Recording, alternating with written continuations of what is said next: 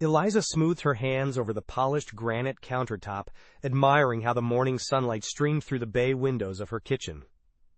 3 months into homeownership, and she still couldn't believe this beautiful place was hers. Well, hers and Marcus's, technically, though her husband's new position had him based 2 cities away for the foreseeable future. It's just temporary, he'd promised when accepting the promotion. 18 months max, and I'll be back full-time. We've worked too hard for this house to not enjoy it together. The separation wasn't ideal, but the alternating weekend visits made it bearable. Besides, at 32, Eliza had grown comfortable with her own company, a skill developed through years of business travel as a project manager. The spacious 3-bedroom Craftsman, with its wraparound porch and meticulously landscaped yard, provided plenty of space for her home office, yoga practice, and the occasional dinner party with friends. Eliza hesitated. While she and Vanessa weren't particularly close, they maintained a cordial relationship. Marcus's younger sister had always been pleasant enough during family gatherings, if somewhat reserved around Eliza. She typed back a quick, "Sure, call any time," and returned to organizing her day. "Eliza, thanks for getting back to me so quickly," Vanessa's voice carried its usual bright energy. "How are you settling into the new place?" "It's wonderful," Eliza replied, leaning against the counter. "Still finding the right spots for everything, but it feels more like home every day." "That's exactly why I'm calling, actually," Vanessa said, her voice taking on a slightly hesitant quality. "I've been looking at venues for my baby shower, and everything is just so impersonal, not to mention expensive." Eliza smiled, already anticipating where this was heading. "And you're wondering if you could host it here? Would that be completely imposing?" Vanessa rushed on. "It's just that your house is absolutely gorgeous, and I've been telling everyone about it. The backyard would be perfect for the kind of intimate gathering I'm envisioning." "I don't see why not," Eliza replied, mentally reviewing her calendar. "When were you thinking?" "That should work fine," Eliza interrupted, already warming to the idea. Marcus would be away that weekend, and hosting the shower would give her a chance to strengthen her relationship with her sister-in-law. "I'd be happy to help with preparations, too." "Really?" Vanessa's voice lifted with excitement. "Oh my God, you're a lifesaver. I was so stressed about finding the perfect place. This means everything." As they discussed logistics and guest count, Eliza felt a small glow of satisfaction. This was exactly the kind of family connection she'd hoped to build when she and Marcus married 3 years ago. His family had always been polite but somewhat reserved with her. Perhaps this would be a turning point in truly feeling like part of the family.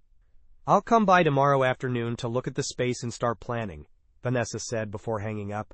"Thank you again, Eliza. This is going to be perfect."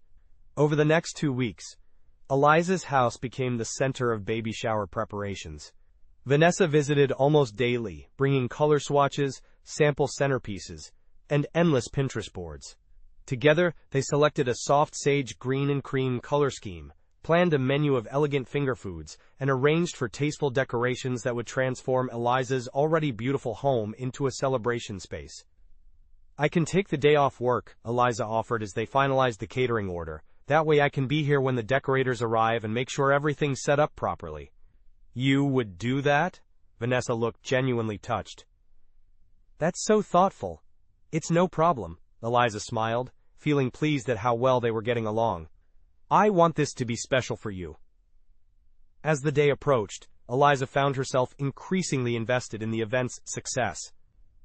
She spent an evening selecting the perfect gift, an heirloom-quality wooden rocking horse that she knew would complement the nursery Vanessa had described. She even arranged for a professional cleaning service the day before to ensure the house was immaculate. The morning of the shower, Eliza woke early, feeling a flutter of excitement. She'd chosen a simple but elegant emerald dress that complemented the decor without drawing attention. By the time the decorators arrived at 9 a.m., she was showered, dressed, and ready to oversee the transformation of her home. "The tables should go here," she directed, pointing to the spacious living area. "And we'll need to move the sofa back to create more mingling space." By noon, the house looked magical. Delicate string lights were draped across the ceiling, creating a soft glow. Arrangements of white hydrangeas and eucalyptus adorned every surface, and a beautiful, welcome baby banner hung across the fireplace mantel. The caterers had arrived to set up their stations, and everything was proceeding exactly as planned. At 12:15, Vanessa arrived, looking radiant in a flowing maternity dress. Her eyes widened as she took in the transformed space. Eliza, it's perfect, she breathed, one hand resting on her prominent baby bump. Even better than I imagined. I'm so glad you like it, Eliza beamed, genuinely pleased by her sister-in-law's reaction. The caterer's just finished setting up, and the cake will arrive at 1:30. We're all set. Vanessa nodded, glancing around the room once more before turning back to Eliza with an odd expression. So where will you be spending the next few hours? Well, Vanessa said, her voice taking on a slightly different tone, I just assumed you'd have plans while we're having the shower. A cold feeling settled in Eliza's stomach. I don't understand. I thought I'd be here, helping host. Vanessa's smile remained fixed, but her eyes hardened slightly. Oh, I'm sorry for the confusion. This is really just for close family, and my immediate friend circle. I thought you knew that. Eliza stared at her, struggling to process what she was hearing. Vanessa, we've been planning this together for weeks. I took the day off work. I bought a gift. She gestured helplessly around the room. This is my house. And I'm so grateful you've let us use it, Vanessa replied smoothly. I just thought you were helping in more of a professional capacity.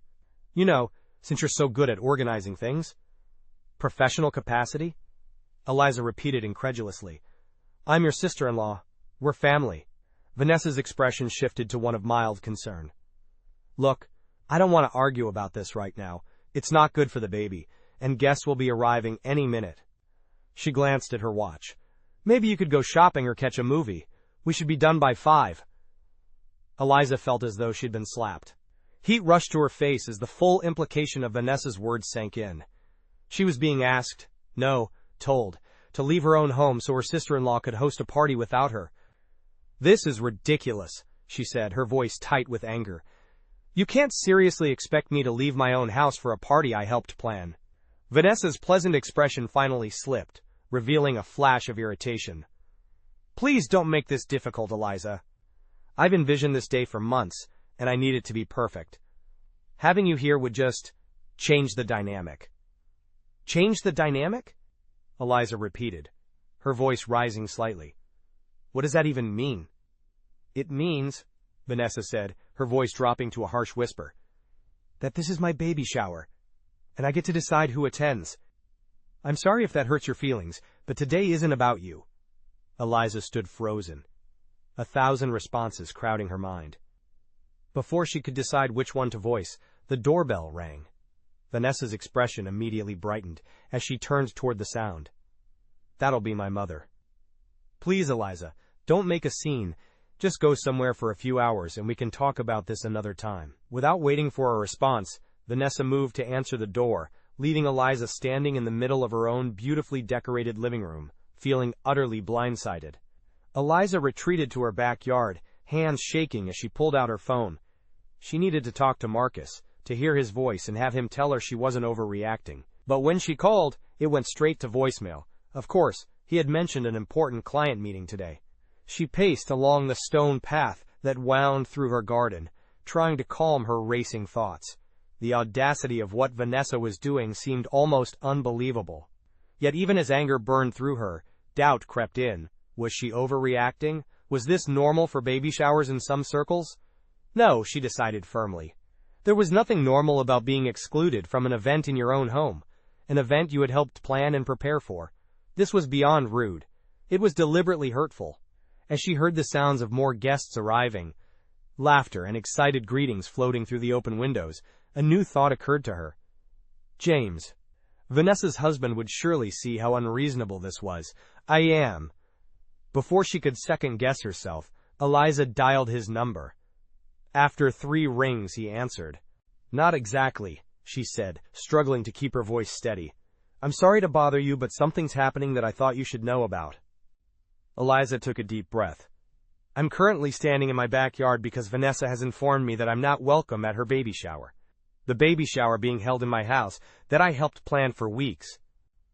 I wish I were making this up, Eliza said, tears of frustration finally spilling over. She literally told me to leave my own house for the next 5 hours because my presence would change the dynamic of her perfect day. I don't even know what to say. James sounded genuinely shocked. I'm so sorry, Eliza. This is completely unacceptable. I don't know what to do, she admitted. I don't want to cause a scene and ruin her shower, but I also don't think I should have to leave my own home. Of course you shouldn't, James said firmly. Look, I'll be there in 15 minutes. Don't go anywhere. True to his word, James arrived before the party was in full swing. Eliza met him at the side gate, still unsure what his plan was. No biscord. I can't believe she would do this, he said, shaking his head as they walked toward the house. I mean, I can believe it, but I hoped she was past this kind of behavior. Past it? Eliza asked, but before James could elaborate, they had reached the back door. Inside, the shower was underway. About 20 women were gathered in the living room, some seated, others standing in small groups. Vanessa was in the center, laughing at something her mother had said. When she spotted James and Eliza entering, her smile froze. James, what are you doing here? Her eyes darted nervously between her husband and Eliza. Vanessa's mother, Ellen, stepped forward with a concerned expression. Is everything all right? It will be, James replied, his tone leaving no room for argument. Vanessa, outside, now. The room had gone quiet, guests exchanging uncomfortable glances as Vanessa reluctantly followed James onto the back patio. Eliza remained in the doorway, acutely aware of the curious stares directed her way. Ellen approached, her smile tight. Eliza, dear, we weren't expecting you. Vanessa mentioned you had other plans today. Did she? Eliza replied, struggling to maintain her composure. How considerate of her to arrange my schedule. Before Ellen could respond, the patio door reopened. Vanessa entered first, her expression thunderous despite the smile fixed on her face. James followed, his jaw set in a grim line. Ladies, Vanessa announced, her voice overly bright, I'd like to introduce you to my sister-in-law, Eliza. She'll be joining us for the shower. A murmur of greetings rippled through the room. Eliza nodded politely, though she could feel Vanessa's glare burning into her. Of course she's joining us, Ellen said smoothly, though her eyes held confusion. It's her lovely home, after all. We're so grateful she's hosting. The party resumed, but the atmosphere had shifted. Eliza moved through the rooms, accepting compliments on her home and making polite conversation, all while acutely aware of Vanessa's eyes tracking her every move. James remained as well, an unusual presence at what was clearly intended to be a women-only event, but no one dared comment on it. Throughout the afternoon, Eliza maintained her dignity, refusing to be driven from her own home or drawn into creating a scene. When it came time for Vanessa to open gifts, Eliza presented the rocking horse she had chosen with sincere good wishes, despite the barely concealed hostility in her sister-in-law's thank you. By the time the last guest departed at 5:30, Eliza was emotionally exhausted. James had helped with cleanup, working silently alongside the catering staff, while Vanessa sat in an armchair, scrolling through her phone and pointedly ignoring both of them. Thank you for everything, James said quietly to Eliza as they finished. I'm truly sorry about all of this. It's not your fault, she replied, though questions burned in her mind about what he had meant earlier. Vanessa finally stood, gathering her purse and the smaller gifts. We should go, she announced, not looking at Eliza. Mother's waiting to drive me home. I'll be there in a minute, James replied. I want to make sure everything's in order here first. Once Vanessa had left, James turned to Eliza with a weary expression. I know you probably have questions. Maybe not, he sighed, but you deserve them anyway. Vanessa has issues with authenticity. She's always been obsessed with appearances, with what other people think. It's gotten worse over the years.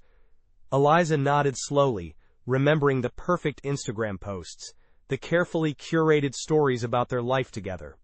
That still doesn't explain why she wouldn't want me at the shower. James hesitated, then seemed to make a decision.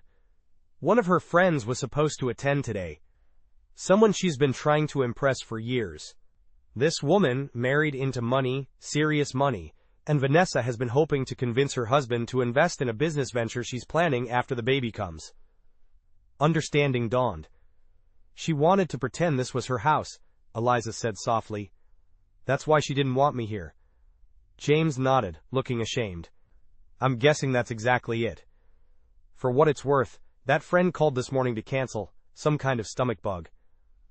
But by then, the plan was already in motion. Eliza struggled to find words that weren't openly judgmental of his wife. Pathetic? Deceptive? Completely unhinged? James supplied with a bitter laugh. Trust me, I know. And it's not the first time. He ran a hand through his hair. Anyway, I should go. Thank you again for not causing a scene. You would have been completely justified. After they left, Eliza finally reached Marcus, who was horrified by his sister's behavior. I'm so sorry, babe, he said. That's completely unacceptable. I'll talk to her. Don't, Eliza replied, suddenly tired of the whole situation. At least not tonight. Let's just let it go for now. But letting it go proved impossible when, at 9 a.m. the next morning, Eliza's phone rang with a call from her mother-in-law. How could you do this? Ellen's voice was tight with barely controlled anger. After everything Vanessa has been through with this pregnancy, you had to make her special day all about you? Eliza pulled the phone away from her ear, staring at it in disbelief before responding. Excuse me? James left last night. Ellen continued. They had a terrible fight after the shower, and he packed a bag and walked out. He's not answering anyone's calls. Vanessa is absolutely distraught. I'm sorry to hear that, Eliza said carefully, but I don't see what that has to do with me. Don't play innocent, Ellen snapped. If you had just gone along with what Vanessa asked, just for a few hours, none of this would have happened.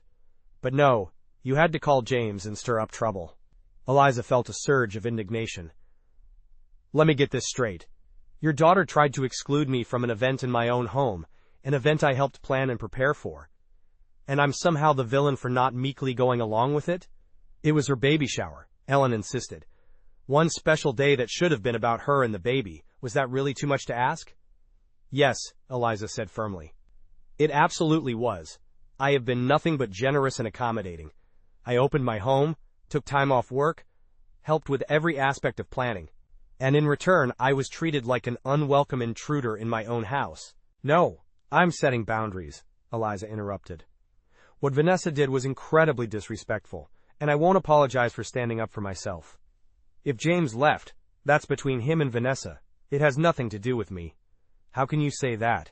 Ellen's voice rose. You deliberately involve him in something that should have been handled between you and Vanessa. He's her husband, Eliza countered. He deserved to know how she was behaving. And clearly, based on his reaction, he agrees with me that it was unacceptable. I had every right, Eliza said, her patience finally snapping. And I'm done discussing this. If Vanessa wants to apologize to me, I'll listen. Otherwise, I think we should all take some space to cool down. She ended the call before Ellen could respond, her hands shaking slightly. Almost immediately, her phone lit up with a text from her father-in-law, then another from Vanessa's sister. She silenced the notifications, unwilling to subject herself to more accusations. I just got off the phone with my mother, he said without preamble. What the hell is going on? Eliza recounted everything, from the initial planning, to Vanessa's shocking request, to James's intervention and the subsequent fallout. As she spoke, she could hear Marcus's breathing change, growing more controlled in the way it did when he was truly angry. I'm coming home, he said when she finished. I'll catch the next flight. Is less important than this, he cut in. My family is attacking my wife for having the audacity to exist in her own home. I need to be there. True to his word, Marcus arrived that evening, grim-faced and determined. After holding Eliza for a long moment, he immediately called his parents. This stops now, she heard him say from the kitchen. Eliza did nothing wrong. Nothing. If you want to be angry at someone, be angry at Vanessa for putting everyone in this position. The conversation continued for nearly an hour, his voice occasionally rising before he would take a deep breath and lower it again. When he finally emerged, he looked drained but resolute. They're not happy, he admitted, but I made it clear that if they continue to blame you for this situation, they'll be seeing a lot less of both of us. Eliza felt a rush of gratitude for his unwavering support. What about James and Vanessa? Marcus sighed, running a hand through his hair. James is staying with a friend. He's not talking to anyone in the family right now, which has them all panicking. Apparently this isn't the first major fight they've had about Vanessa's issues with reality. That's what James implied, Eliza nodded. He mentioned she has problems with authenticity. That's putting it mildly, Marcus said grimly. She's always been obsessed with appearances, even as a kid. But according to my mom, it's gotten much worse in the last few years. She's constantly trying to project this perfect image, spending money they don't have, pretending to have connections she doesn't have. Eliza thought about the carefully staged Instagram posts. the designer clothes that always seemed just a little too new for someone on Vanessa's salary. And James has had enough? Seems that way, Marcus nodded. Mom says he's been threatening to leave for months if she doesn't get help. I guess this was the final straw. Over the next few days, the situation continued to unfold from a distance. Marcus returned to work with a promise to come back the following weekend, leaving Eliza to process everything that had happened. She maintained her silence toward her in-laws, ignoring their increasingly desperate attempts to contact her. 3 days after the shower, her doorbell rang. When she opened it, she was surprised to find James standing on her porch, looking tired but resolved. I hope it's okay that I stopped by, he said. I wanted to apologize again in person. There's nothing for you to apologize for, she assured him, stepping back to let him in. How are you doing? He gave a humorless laugh. I've been better. But also, clearer, if that makes sense. Over coffee, James explained that he had filed for divorce the previous day. It's been a long time coming, he admitted. This thing with you was just the final confirmation that she's not willing to change. I'm sorry, Eliza said, meaning it despite everything. I never wanted to be the catalyst for something like this. You weren't, he assured her. This has been building for years. The constant pretense, the lying to impress people, the spending we can't afford. I've tried everything. Talking, counseling, even ultimatums. Nothing works because she doesn't see a problem with it. James's expression softened. I'll be there for my child no matter what. We'll figure out co-parenting, but I can't stay in a marriage built on deception. After he left, Eliza sat for a long time, thinking about the strange, sad situation. She felt vindicated in standing her ground, yet simultaneously sorry for the broader consequences, not because they were her fault, but because a family was fracturing, and a child would be born into that complicated reality. Thought you should know, Vanessa has agreed to try counseling. We're going to take it slow, live separately for now, but work on things for the baby's sake. Thanks for your support through all this. She showed the message to Marcus during his weekend visit, and he nodded thoughtfully. That's probably the best outcome we could hope for, whether they stay together or not. At least they're communicating. Do you think she'll ever apologize to me? Eliza asked, not sure why it still mattered. Marcus pulled her close. Honestly? I doubt it. Vanessa has never been good at admitting when she's wrong. But that's her problem, not yours. As spring turned to summer, the situation with the extended family slowly normalized. Eliza maintained a polite distance from her in-laws, accepting their eventual half-hearted apologies with grace, but setting clear boundaries about future interactions. Vanessa remained the only one who never acknowledged any wrongdoing, though she no longer attempted to engage with Eliza at all. James and Vanessa continued their separate living arrangement even after their daughter was born in August, a beautiful, healthy girl named Lily. Through Marcus, Eliza learned that the counseling was ongoing, with mixed results. Vanessa was making efforts to change, but years of ingrained behavior patterns proved difficult to overcome. On a warm September evening, as Eliza and Marcus sat on their porch swing watching the sunset, she reflected on everything that had happened. You know what's strange? She said, leaning against his shoulder. In a weird way, I'm almost grateful for what happened with the baby shower. Because it forced me to stand up for myself in a way I might not have otherwise, she explained. I've always tried to be accommodating, to be the peacekeeper. But sometimes peace comes at too high a price. Exactly, she nodded. I learned that I can set boundaries without being unkind, that I can defend myself without becoming the villain in the story. And most importantly, she squeezed his hand, I learned who truly has my back when it matters. As the last rays of sunlight disappeared behind the horizon, Eliza felt a sense of peace settle over her.